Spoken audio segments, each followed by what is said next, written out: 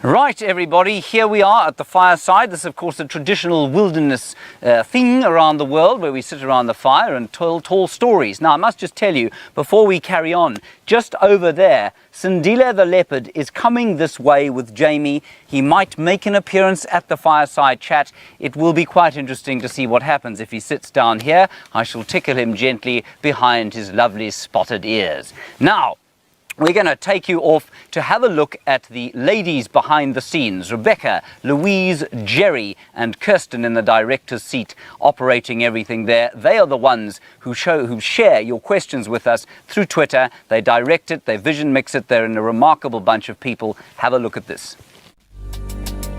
Standing by for countdown. 3, 2, 1. You are live, you are live.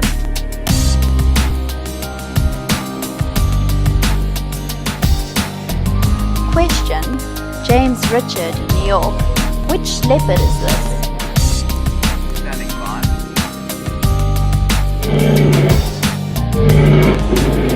Off air in 3, 2, 1. Drive is wrapped. So that's what they do, and they're a remarkable bunch of people. About Yeah. Huge amount of work, no sound. Have we got any sound, anybody? Yes, sound is back. Oh, what a joy. Okay, don't know what they probably blanked me out because I was making comments on how fine the ladies are to look at in the final control. Now, one of the things that we do out here is walk about on the bush. And I know that many of you, having watched Steph drinking that rather distasteful concoction of elephant dung, will be wondering how on earth it is that we bring you a live walking stream. Take a look at this. Rolling.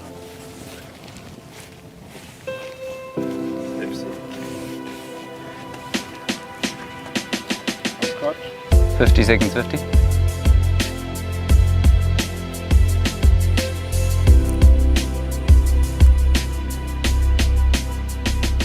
We can just enjoy the fact that we're viewing a leopard on foot in Africa live. It couldn't be any better.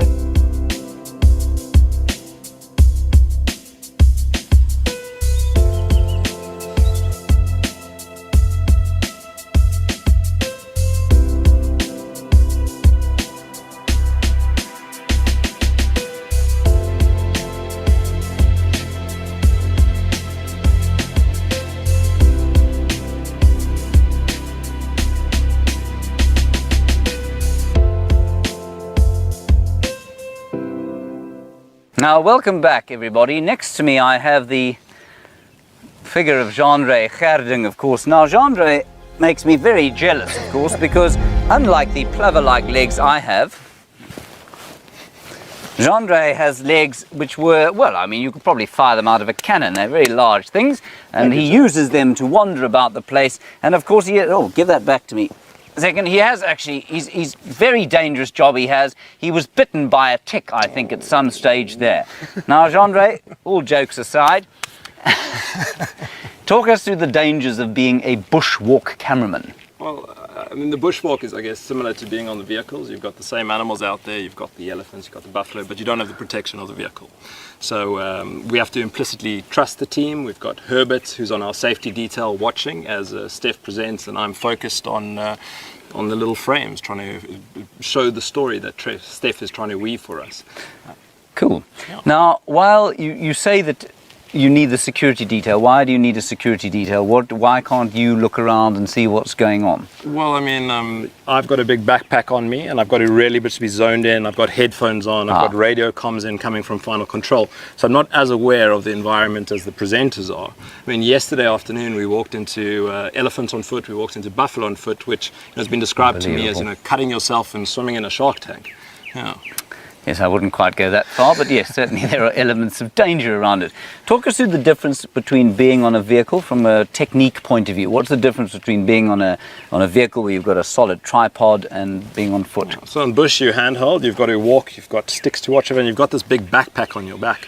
And you can't bend over or lean over. You've just got to be in a squatting position, moving around, keeping that aerial upright, And if you get in a spot of danger where you have to retreat, you can't just climb a tree. You've got to, you've got to weave yourself through the bush with this antenna wobbling all the way through.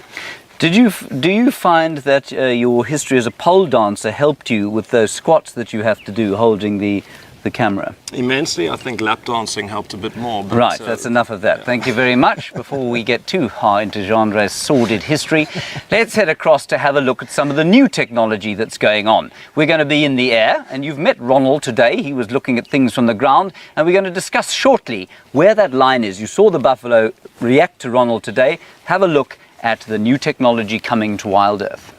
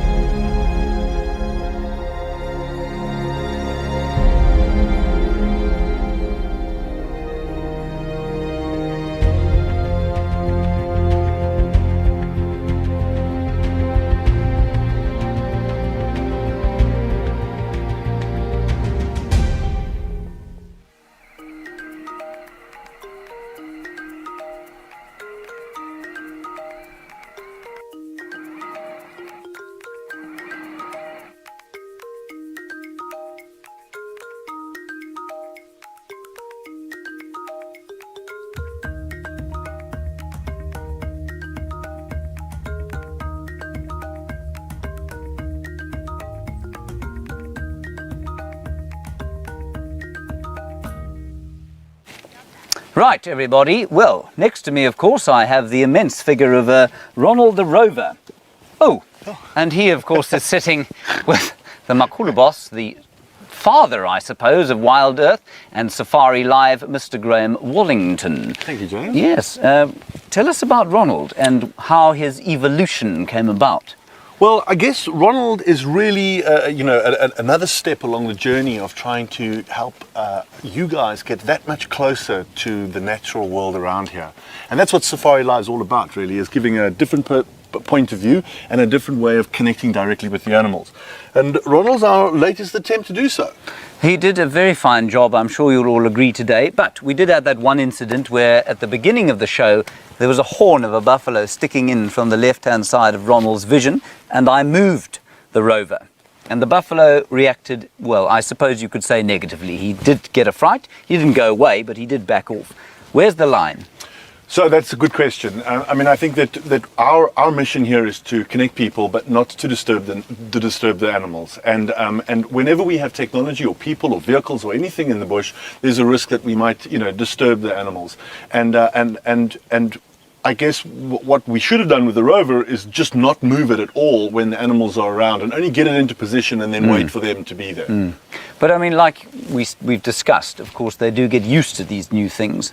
And so Exactly. that line does move. Over time, the animals get habituated to it. So that's what happened with vehicles over time, and that's what's happening with the rover and with the drones and so on. And that's our objective, is to go gently with them and take them along on the journey.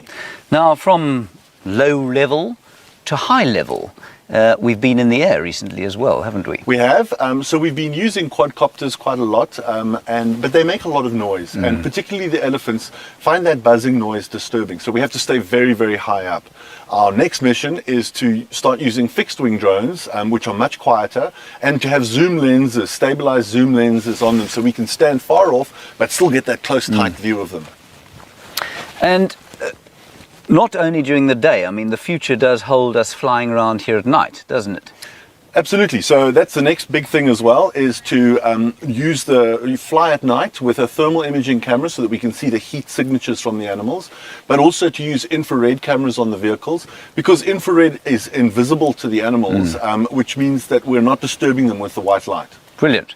Thank you very much, Graham. You may now be excused.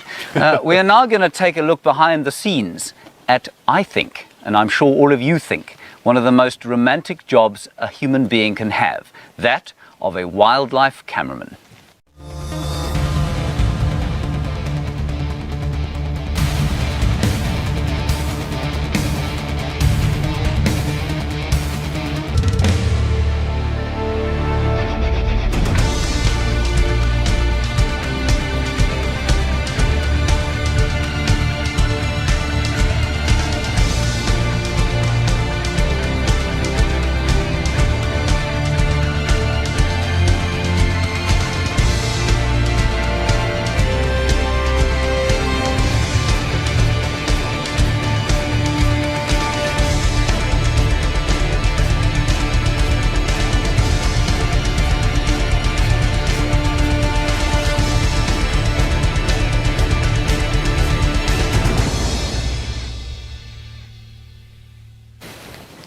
So next to me you see the very substantial figure of Brian Joubert. Now of course I'm just 5 feet and 8 inches tall. Can't do that, I'm not strong enough. Brian, you're 6 feet and 4 inches tall. This is true. Well done. Thank you. Now, how did you get into being a wildlife cameraman? I know that there are dads and lads and definitely daughters as well out there wondering how it is that they would do what you do. Well, the number one key ingredient to making it as a wildlife cameraman is to have passion. If you love what you do and you are really passionate about it, you won't work a day in your life, and you'll also follow the correct avenues to get out here really. By loving what you do and being so enthusiastic about nature and animals and everything, cameras, you know, you'll go through the motions to make the right contacts, do the right training, and before you know it, you'll land out here. And I guess one of the things that you haven't mentioned, there is some sort of formal qualification. You're not formally qualified as a cameraman. No, I'm not. So you can learn it on the job. You can indeed. If you have the opportunity, when opportunity strikes, you must take it. And you learn on the job. You learn as you go. What do you think the greatest challenge of your life as a wildlife cameraman is? Whew, the greatest challenge of a wildlife cameraman, getting the shot. Especially being live, if you miss that shot, it's done. You can't reminisce over it, you can't beat yourself up, you just have to carry on. So one of the greatest challenges is definitely nailing that shot every time. So I mean, just to reiterate what Brian's saying there, he's saying, of course, being a documentary filmmaker is completely different from what you do, right? Indeed, yes. So you've only got one chance. You've only got one chance out here. When you're doing a documentary, you can sit down for a couple of months even to get the right shot. Out here, you've only got that one slim chance to make it. I guess it's the ultimate in reality TV. I mean, this really is as real as it gets. Sandile's knocking about just behind us and he could be back. Now, well, we hope he might be back. Brian, the kit that you were wearing here, talk us through the buff. The buff is to actually hide my beautiful, luscious locks. Spectacular locks. So I don't get too tangled and knotted on the drive. Not a good time. No. Then, of course, moving away from the romance of the job, of course, we live in quite a small camp, don't we? What are the challenges of living away from home, if you like? Well, one of the biggest challenges from being away from home is you're not at home. You miss your family, you miss your friends, you're very isolated out here. And when you are in such a close-knit camp, you can't get away from anyone. You're on top of each other all the time.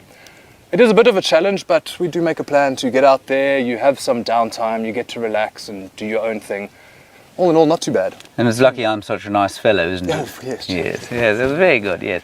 Talk us through one of your, can you think of a hairy incident that you've had? Because you've described that disconnect between the lens and the action, where the presenter feels, oh my goodness, I can't believe what I've just seen, and the cameraman sits in the back of the car looking sort of glum. Well, when we're out there, we are viewing the action through a tiny screen like this. You are very disconnected. You might as well be watching the action from the comfort of your own home. When the action is going on, me personally, I try to keep a level head. You don't let the excitement of what is going on get to your bones. If you get it to your bones, you start shaking. Maybe there's an elephant close to the vehicle and you don't know what you're doing then. So, hairiest moment, I would say we had some hyena being eaten by a wild dog. We had one hyena being chomped by a pack of wild dogs. It was very exciting. The savagery of the situation was unbelievable. But again, because I'm viewing it from such a small screen, I might as well not have even been there. Right.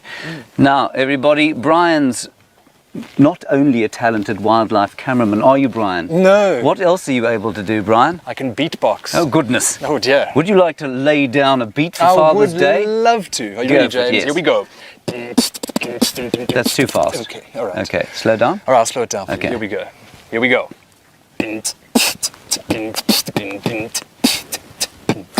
Thank you, everybody, for coming along to Father's Day at Safari Live. We hope you had a good time with the animals. I'm making this up as I go along. Bye-bye, everyone. Thank you for being with us. Follow us twice a day, wildsafariLive.com. Until then, bye-bye.